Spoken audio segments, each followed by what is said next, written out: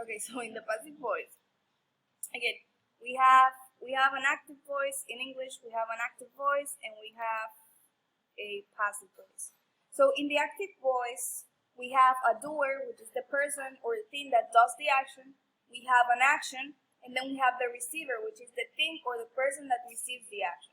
Basically, in the passive voice, what we are doing is that we are making the receiver the most important part of the sentence. In here, we have people pollute the beach.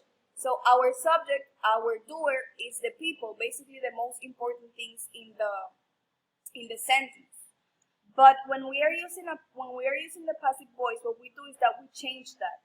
We make the receiver the most important part of our sentence, and then we use the verb to be to express that. For example, the beach, which is the receiver, we change it from the last part of the sentence, it's changed to the beginning. The beach is polluted by people.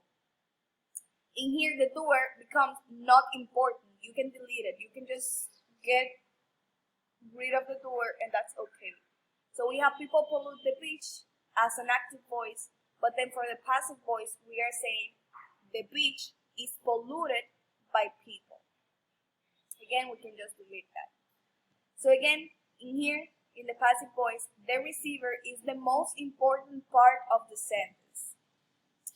And second, we don't talk about the doer. So it's not important, it's obvious, or it's unknown.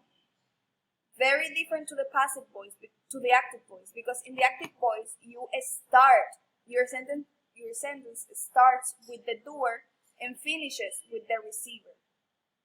When you are doing passive voice, the receiver, this is what you start your sentence with, the beach, and then we use the verb to be for the verb, for the action. The beach is polluted, verb to be and past participle. And then you can just not talk about the doers because it becomes not important in your sentence. So you can use the passive voice with different tenses. You can use it in the present, you can use it in the past, you can use it for present continuous, and you can use it also for present perfect. It will just depend on what tense you want to use, but it's basically the same structure. At the beginning, we have our receiver, then in the middle, we have the verb to be.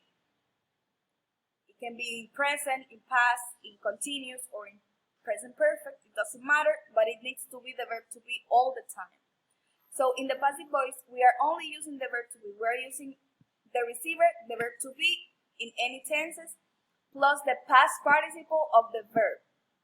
And then we can use by or any prepositions, for example, by, as a result of, because, though, due to, if it's a negative thing that you're gonna say. So for example, if we have it in the present tense. The beach is polluted by people. You can also have it in the past. The beach was polluted by people. You can use the present continuous. The beach is being, or the beaches are being polluted by people. Or the present perfect, the beach has been, or the beaches have been polluted by people.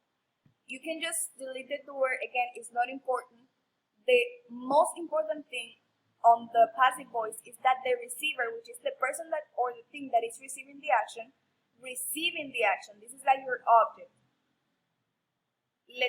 Let's say that in the active voice, the first thing that we have is a subject, a verb, and the object. In the passive voice, the object becomes the main thing, the most important thing in your sentence. The object, the thing that is receiving this action, becomes the first part of the sentence, which is the same that you guys can see in here. I'm gonna send you this. These are only examples using different tenses.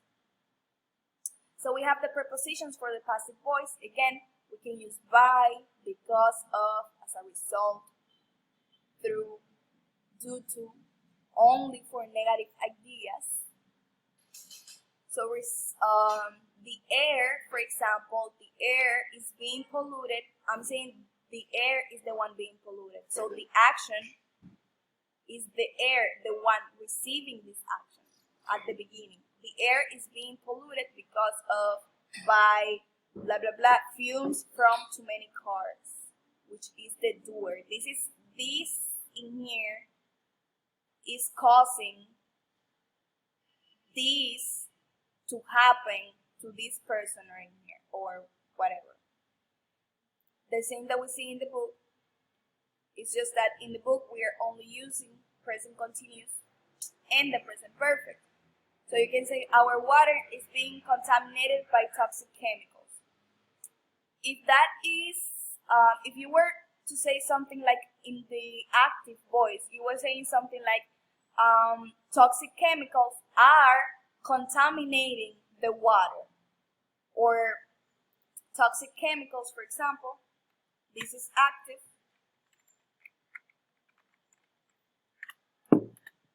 Toxic chemicals are contaminating our water supply. So in the passive voice, what we do is that we change that. So our water supply becomes the first thing in the sentence. So you say our water supply. Again, we use the verb to be, depending on in which tense you are talking. Our water supply is being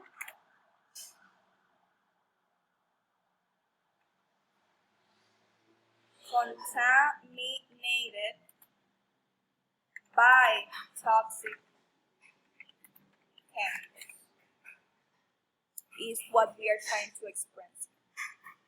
Our water supply is being contaminated by toxic chemicals. Our city streets are being damaged as a result of heavy traffic. So if you wanted to say this in the active voice, you can say heavy traffic is damaging our city streets. But since it's passive, we say our city streets are being damaged as a result of heavy traffic. Then we have present perfect passive.